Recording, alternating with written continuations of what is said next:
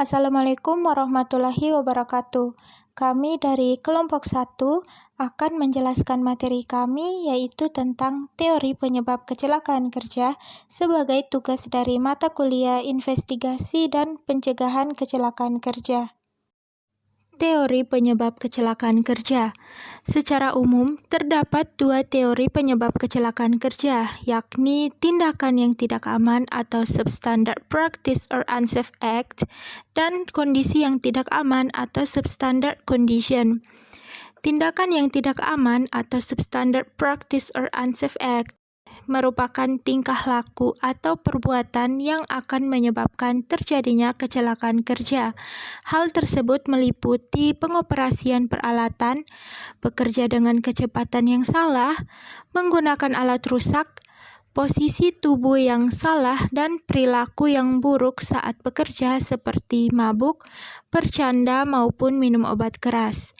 Kemudian, kondisi yang tidak aman atau substandard condition, yakni merupakan keadaan yang dapat menyebabkan kecelakaan seperti alat pengaman tidak memadai atau tidak memenuhi syarat, bahan, peralatan rusak serta terlalu sempit, tanda peringatan bahaya kurang memadai, tata letak barang yang jelek, lingkungan beracun, maupun kondisi fisik ruangan yang tidak mendukung seperti ventilasi dan penerangan. Beberapa teori tentang penyebab kecelakaan kerja, yaitu Accident Theory Model, Swiss Cheese Model. The Swiss Cheese Model of Accident Causation by James Reason tahun 1990 menggambarkan proses terjadinya kecelakaan melalui ilustrasi potongan-potongan keju Swiss seperti gambar di atas, di mana lapisan-lapisan atau layers keju tersebut menggambarkan hal-hal yang terlibat dalam suatu sistem keselamatan, sedangkan lubang-lubang yang terdapat pada tiap lapisan tersebut menunjukkan adanya peluang terjadinya kegagalan atau kelemahan yang berpotensi menimbulkan terjadinya kecelakaan. Pada dasarnya, terdapat 4 layer yang menyusun terjadinya suatu accident, yaitu organizational influences, pengaruh pengorganisasian dan kebijakan manajemen dalam terjadinya accident, kemudian unsafe supervision atau pengawasan yang tidak baik, selanjutnya precondition for unsafe act atau kondisi yang mendukung munculnya unsafe act, dan terakhir yaitu unsafe act atau perilaku atau tindakan yang tidak aman yang dilakukan dan berhubungan langsung dengan terjadinya accident. Selanjutnya, Reason tahun 1990 membagi unsafe acts menjadi dua kategori, yaitu errors yang artinya kesalahan dan violation yang artinya pelanggaran. Errors pada umumnya merepresentasikan aktivitas fisik atau mental seorang pekerja yang gagal mencapai hasil yang diharapkan mereka. Sedangkan error berdasarkan skill dan persepsi karena tidak sesuai dengan realita, khususnya ketika tanggapan panca indera menurun. Selanjutnya, violation terjadi karena dikerjakan oleh tangan lain, berkenaan mengabaikan peraturan dan regulasi keselamatan kerja, dan dapat juga akibat kebiasaan yang tidak teratur. Kemudian pada slide berikutnya dijelaskan bahwa kecelakaan yang terjadi bukan hanya karena kesalahan pada sistem, melainkan juga faktor kelalaian manusia sebagai penyebab yang paling dekat dengan kecelakaan. Pada model ini, kegagalan atau failure dibedakan menjadi dua, yaitu active failure dan latent failure. Active failure merupakan kesalahan yang efeknya langsung dirasakan yang tercakup di dalam unsafe acts atau perilaku tidak aman, dan latent failure merupakan kegagalan terselubung yang efeknya tidak dirasakan secara langsung sehingga harus diwaspadai. Active failure disebabkan oleh komunikasi, kerusakan fisik, faktor psikologis, dan interaksi manusia dengan peralatan. Sedangkan latent failure terdapat pada organisasi, sistem manajemen, hukum dan peraturan, prosedur, tujuan, dan sasaran.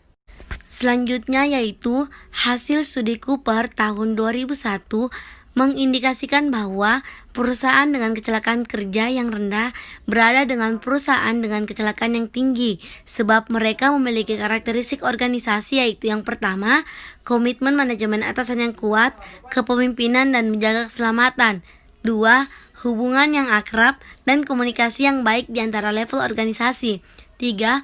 Pengawasan terhadap bahaya kerja yang ketat dan tata letak barang yang baik. 4. Kekuatan pekerja yang stabil dan dewasa. 5. Seleksi personil yang baik, penempatan tugas, dan promosi prosedur. 6. Perkumpulan yang baik dan mengikuti pelatihan keselamatan. 7. Penguatan bagan keselamatan secara terus-menerus, termasuk pelaporan near miss atau kejadian hampir celaka. 8. Dukungan promosi budaya K3 sebagai strategi upaya yang berkesinambungan dan menarik. 9. Mengadopsi kebijakan K3 didukung standar prosedur K3 yang memadai. 10. Mengkomunikasikan bahwa K3 adalah sama penting dengan tujuan perusahaan. 11. Investigasi dengan seksama semua kecelakaan kerja dan kejadian nyaris celaka. 12. Pemeriksaan secara rutin sistem keselamatan untuk memberikan umpan balik informasi dan perbedaan yang terus-menerus. Selanjutnya yaitu unsafe supervision atau pengawasan yang tidak aman. Dapat dikategorikan menjadi 4 aspek, yaitu yang pertama, pengawasan yang tidak memadai, perencanaan kerja yang tidak tepat, tersandung untuk perbaikan masalah, dan pelanggaran dalam pengawasan. Ketika dalam urusan pengawasan yang tidak memadai, di sana ada kegagalan menangkap peluang kesuksesan.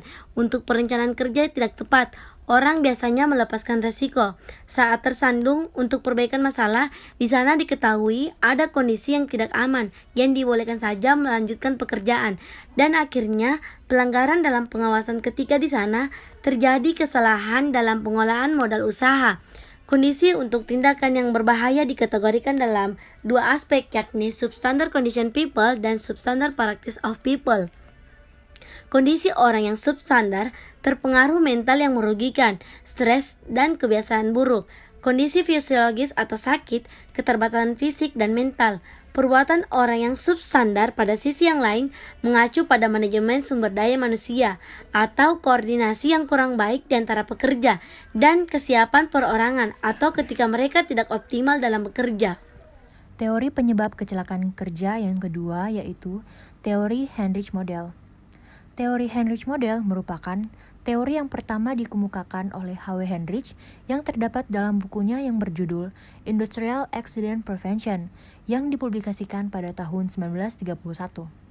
Teori domino menyebutkan bahwa ada 88% dari semua kecelakaan disebabkan oleh perilaku yang tidak aman, 10% oleh tindakan tak aman, dan 25% dari acts of good. Jika satu domino jatuh, maka akan mengakibatkan domino sebelahnya jatuh, dan seterusnya.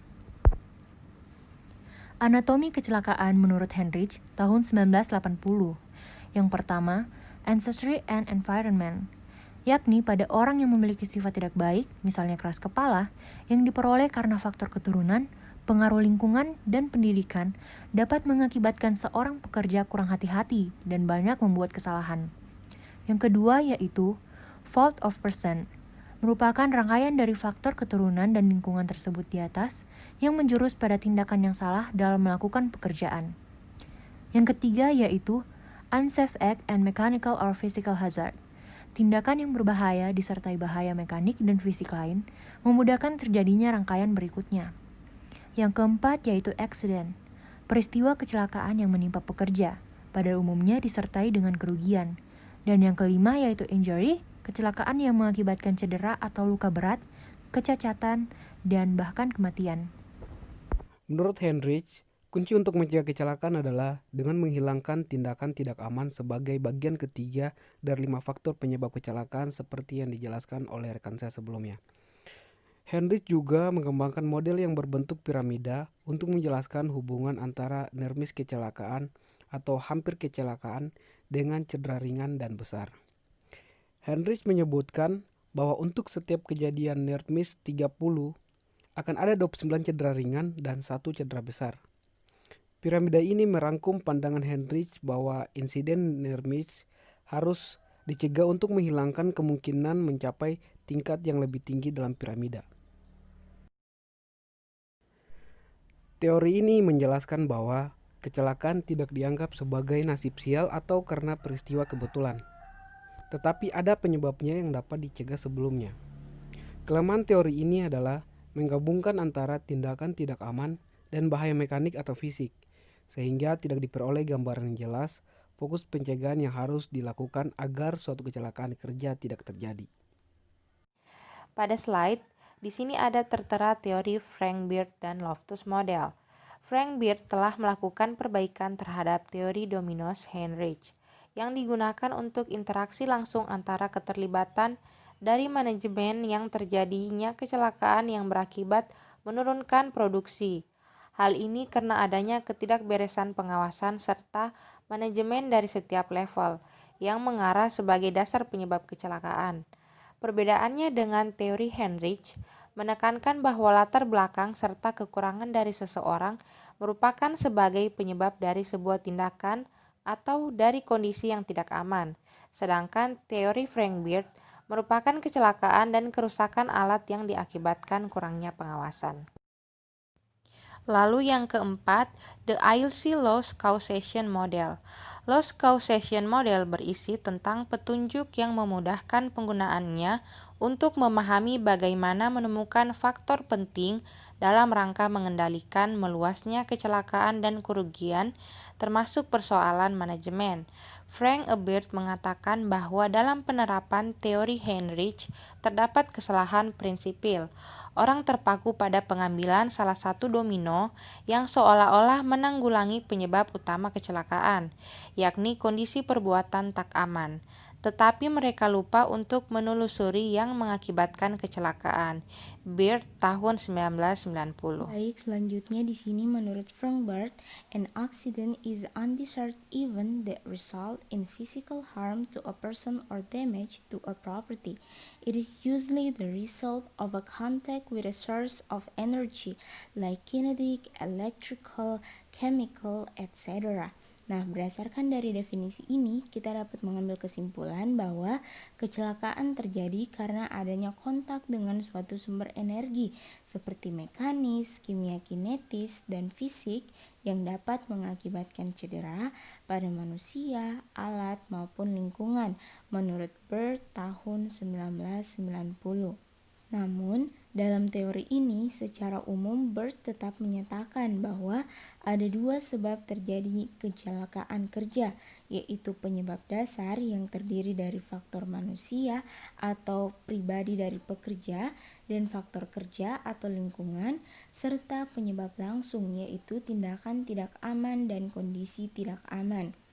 Nah, perbedaan mendasar antara kedua teori tersebut terletak pada titik awal penyebab dari suatu kecelakaan kerja.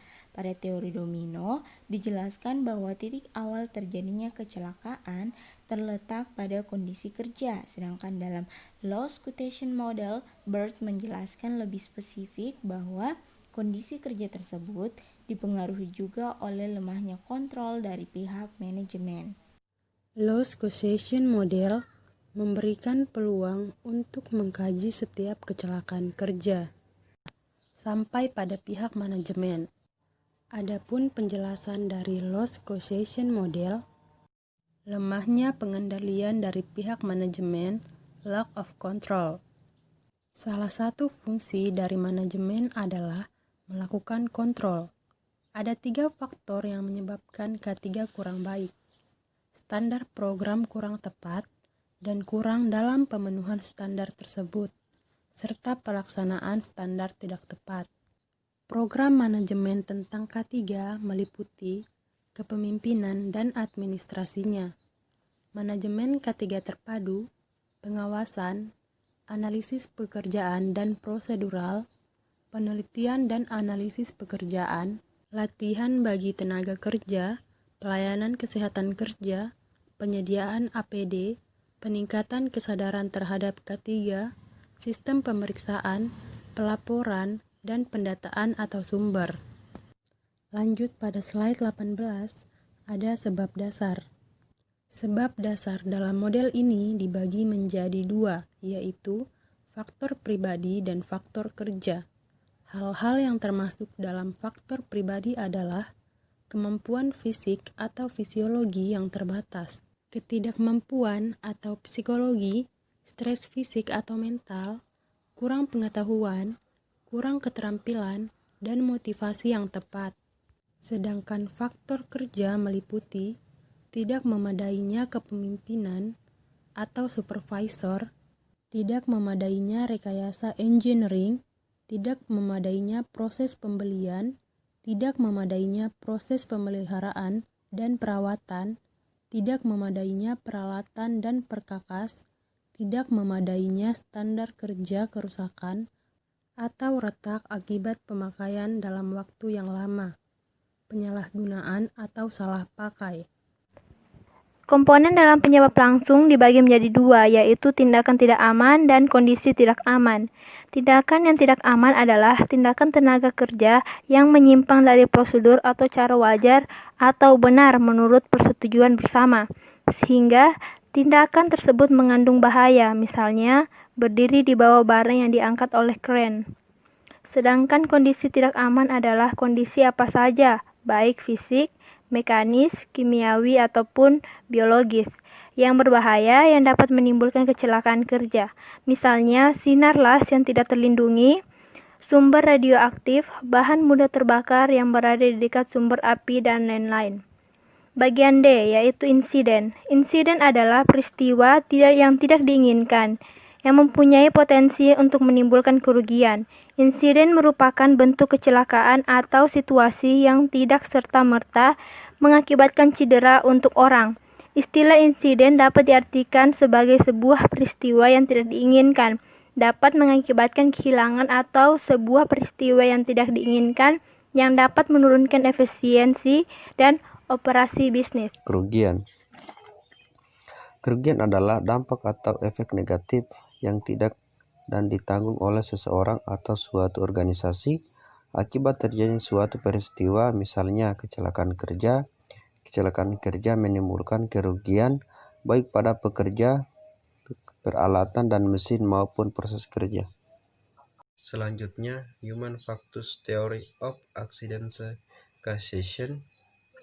Menurut teori ini, menyebabkan kecelakaan kerja adalah tenaga kerja atau manusia itu sendiri. Human Factors Theory terdapat 3 faktor penentu timbulnya kecelakaan kerja, yaitu overload, inappropriate response, dan inappropriate activities. Ketiga hal tersebut yang menyebabkan terjadinya human error yang pada akhirnya dapat menimbulkan kecelakaan kerja. Overload dibagi menjadi 3, yaitu faktor lingkungan, faktor internal, dan faktor situasional. Inappropriate response terdiri dari mendeteksi bahaya tapi tidak memperbaiki kondisi tersebut dan mengabaikan keselamatan. Dan inappropriate activities meliputi melakukan tugas tanpa pelatihan terlebih dahulu, salah dalam menilai level bahaya dari tugas yang dikerjakan. Yang terakhir yaitu ada Incident or Accident Theory of Accident Causation. The Accident or Incident Theory merupakan perluasan dari Human Factors Theory yang dikembangkan oleh Dan Peterson dengan menambahkan elemen ergonomic traps, the decision to err, and system failure. Dalam model ini, overload, ergonomic traps, and decision to err adalah faktor yang mengakibatkan timbulnya human error yang pada akhirnya menimbulkan kecelakaan dan kerusakan atau cedera. Sedangkan system failure secara langsung berpengaruh terhadap kecelakaan kerja. Itulah penjelasan materi dari kelompok kami mengenai teori penyebab kecelakaan kerja. Semoga dapat bermanfaat bagi kita semua. Wassalamualaikum warahmatullahi wabarakatuh.